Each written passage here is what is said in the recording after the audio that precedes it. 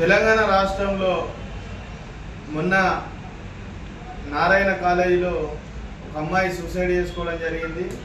అదేవిధంగా చైతన్య కాలేజీలలో కూడా విపరీతంగా విద్యార్థులు ఆత్మహత్యలు చేసుకుంటున్నారు.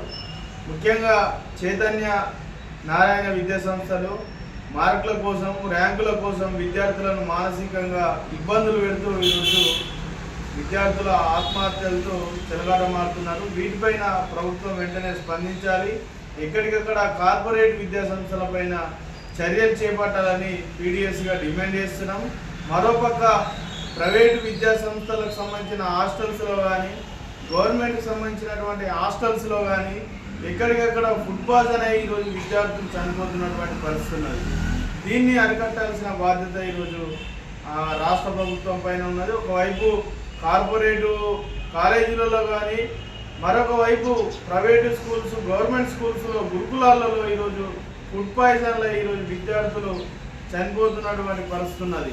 వీటన్నిటినీ అరికట్టాల్సిన బాధ్యత ప్రభుత్వం పైన ఉన్నది. ఎవరైతే విద్యార్థులు చనిపోయిందో వాళ్ళందరికీ కూడా ఎక్స్గ్రేషియా అందించాలి. వారి కుటుంబంలో ఒకరికి ఉద్యోగం కూడా కల్పించాలని డిమాండ్ చేస్తున్నాం. ఇప్పటి వరకు కూడా విద్యాశాఖకు ఒక మంత్రిని కూడా నియమించినటువంటి పరిస్థితి తెలంగాణ రాష్ట్రంలో ఉన్నది. కార్పొరేట్కి సంబంధించినటువంటి ఇండస్ట్రీస్ మీద ఉన్నటువంటి శ్రద్ధ ఈరోజు ఎడ్యుకేషన్ మీద లేదు. ఎడ్యుకేషన్ మీద ప్రత్యేక దృష్టి సాధించాలని ఈరోజు మేము ప్రధానంగా ఈ రాష్ట్ర ప్రభుత్వాన్ని డిమాండ్ చేస్తున్నాం.